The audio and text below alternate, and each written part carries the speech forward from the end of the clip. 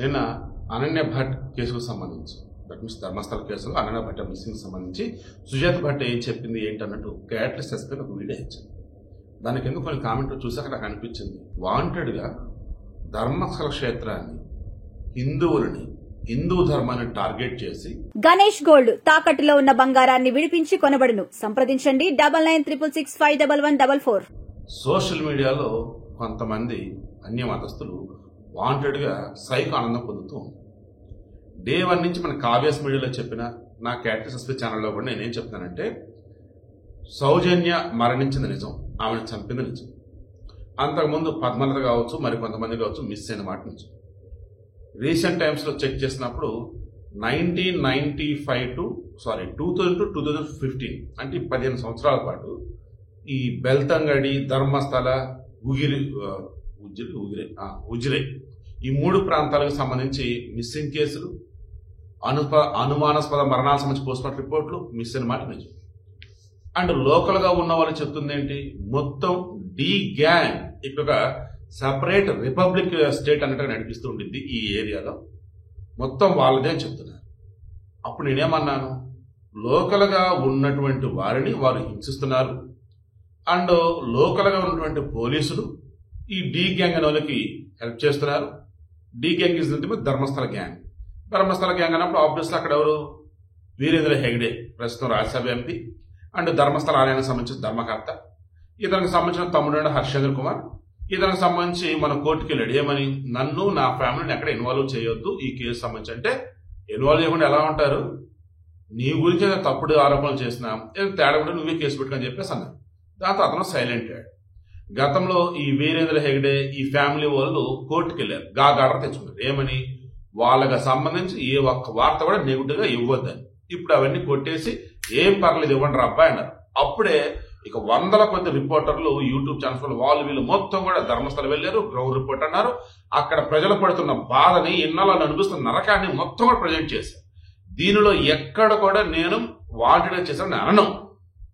వాంటెడ్గా చేశానని ఏదంటున్నాను, అక్కడ పారిశుద్ధ్య కార్మికుడు వచ్చి వందల కొద్ది సభలు నేనే పాతి పెట్టాను అని అన్నాడు చూస్తారా, అది నేను రాంగ్ అన్నా. అట్ ది సేమ్ టైం పారిశుద్ధ్య కార్మికుడు మొత్తానికి ఎక్కడో రియలైజ్ అయ్యాడు. దెన్ వచ్చి తాను ఒక నిజాన్ని బయట పెట్టాలని అనుకుంటున్నాడు. ఆ నిజాన్ని బయట పెట్టాలంటే ఇప్పటికిప్పుడు అయ్యేది కాదు కాబట్టి టైం తీసుకుంటున్నాడు. మీన్ వైల్ వందల కొద్ది సవాలంటూ జనాన్ని అటెన్షన్ అయ్యేలా చేస్తున్నాడు. ఇదే చర్య. ఇందులో ఎక్కడన్నా గాని అక్కడ ప్రజలకు వ్యతిరేకంగా ఉందా, ఇందులో ఎక్కడన్నా గాని అసలు అక్కడ ఏ నేరం జరగలేదని ఉందా, పూర్తిగా వీడియో చూడకుండా మూర్ఖంగా ఫూలిష్గా కింద కామెంట్లు పెడుతుంటే వాళ్ళ పేర్లు చూస్తే నాకు తెలుస్తుంది. వాంటెడ్గా వేరే మతస్థులు వచ్చి ఈ రకం చేస్తున్నారు. అండ్ కొంతమంది కమ్యూనిస్టుల ముసుగులో కొంతమంది రకరకాలుగా ఓట్లు చించే ఇందులో మీద విషయం చెప్పారు. సో ఇప్పుడు సుజాత భట్ అనే ఆమె తన కూతురు అనన్య భట్ 2003లో తప్పిపోయింది, ధర్మస్థలం వచ్చిందని అన్నారు కదా. అసలు ఈ సుజాత భట్ ఉందా లేదా, ఎక్కడ, సిబిఐలో జాబ్ చేస్తూ. ఈ సుజాత భట్ భర్త ఎవరు, ఈమెకి ఎంతమంది పిల్లల్ని క్రాస్ చెక్ చేస్తే అసలు ఈ సుజాత భట్ పెళ్ళేక ఈమెకు సంబంధించి సుధా అని ఒకటి, తర్వాత ఇంకోటి కలలరాని ఇంకో పేపర్ అనమాట, కళావాణి సుధా అనే ఒక 2 పత్రికలలో ఈమెకు సంబంధించి 2003, 2004 ఆ సమయంలో సూపర్ ఆర్టికల్స్ వచ్చాయి.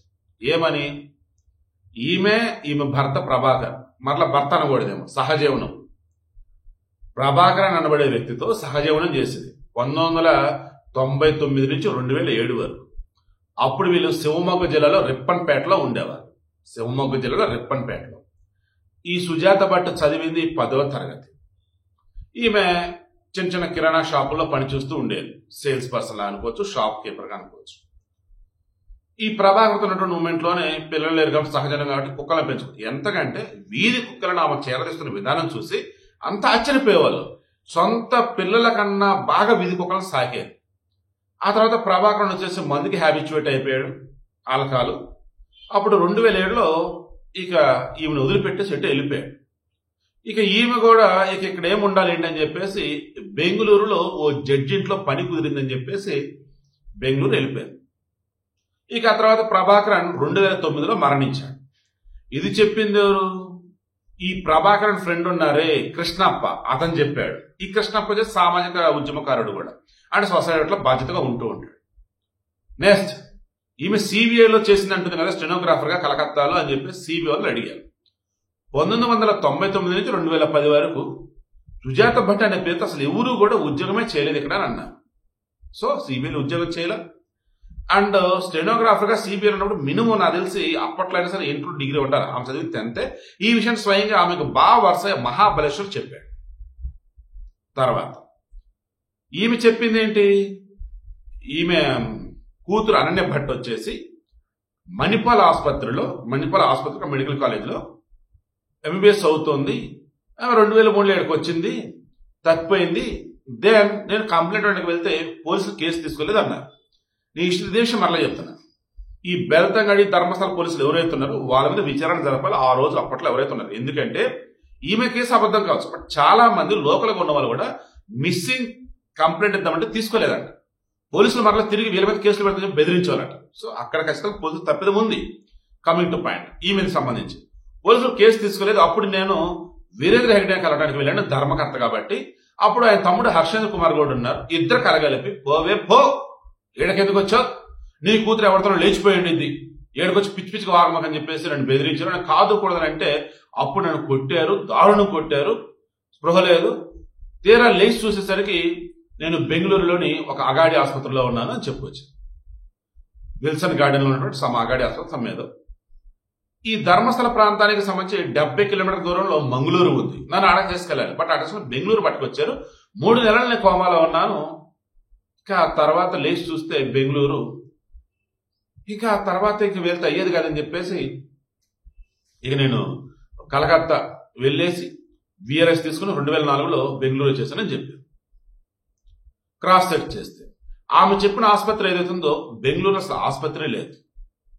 పోనీ బెంగళూరు ఆసుపత్రి ఉంది, క్షమించాలి, బెంగళూరు ఆసుపత్రి ఉంది. ఈమె చెప్పిన దాని తాలూకు అసలు కేసే నమోదు అవ్వలేదు. అండ్ అటువంటి పర్సన్ ఎవరు ఐసీలో కూడా లేరు. మెడికల్ రిపోర్ట్స్ మొత్తం చెక్ చేస్తే మరలా మీరు అనొచ్చు సిబిఐ వాళ్ళు, ఇక్కడ ఉన్నటువంటి ఆసుపత్రి వాళ్ళు మొత్తం మేనేజ్ చేసి ఉండొచ్చు, నిజమే ఉండొచ్చు కదా.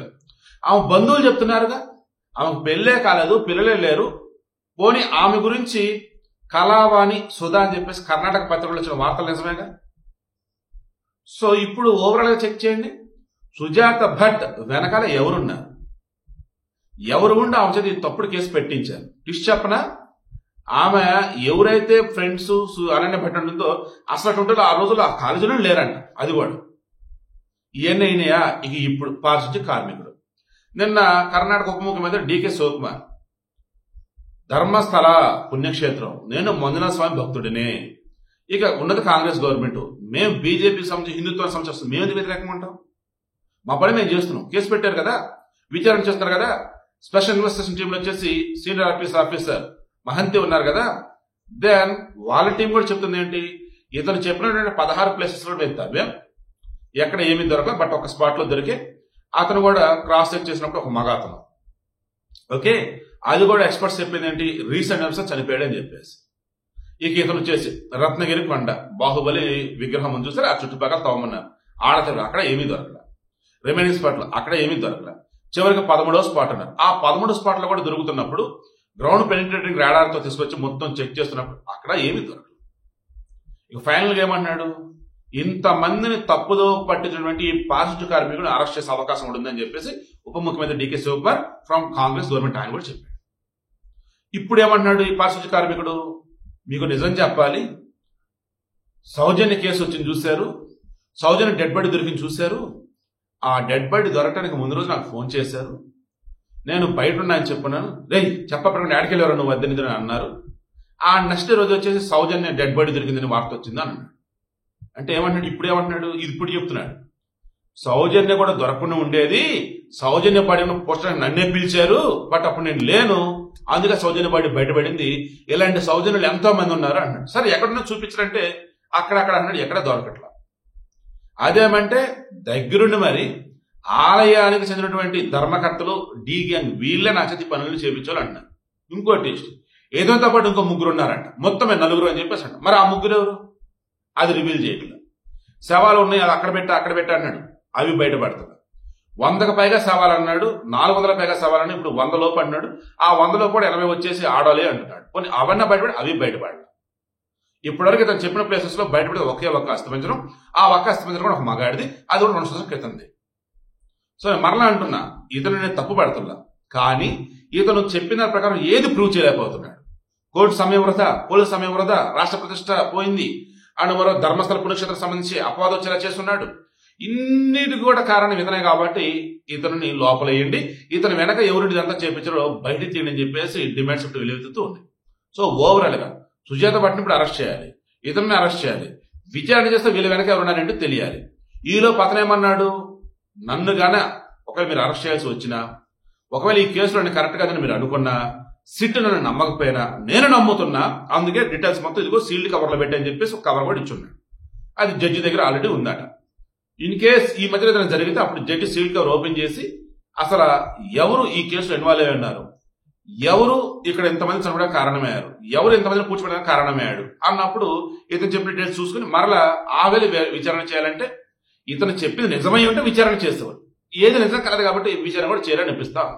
సో ఓవరాల్ గా ధర్మస్థలకు సంబంధించి, హిందువులకు సంబంధించి భయభ్రాంతులకు గురి చేయాలని చెప్పేసి కొంతమంది వాంటెడ్ క్రియేట్ చేసిన స్టోరీని ఇది అంటూ ఉన్నారు. నేను మరలా చెప్తున్నా, అక్కడ 100ల కొద్ది మిస్ అయిన మాట నిజం, అండ్ పోస్ట్ మార్టం రిపోర్ట్లు, రిమైనింగ్ మిస్సింగ్ కంప్లైంట్స్ మొత్తం, ఎఫ్ఐఆర్లు మొత్తం మాయం చేసిన మాట నిజం. ఇది రైట్ టు ఇన్ఫర్మేషన్ యాక్ట్ కింద బయటపడ్డది కాబట్టి అక్కడ ఉగిరే, తర్వాత ధర్మస్థల, బెల్తంగడి ఈ చుట్టుపక్కల మొత్తానికి ఏదో తేడా జరిగిందన్నది నిజం, అది బయటికి రావాలన్నది నిజం. సో ఆ వేళ కనుక విచారణ చేస్తే లోకల్ గా ఉండవని చెప్పేదాన్ని బట్టి అప్పుడు అసలు విషయాలు బయటకు వస్తాయి. ఇది నాకైతే అనిపిస్తా ఉంది.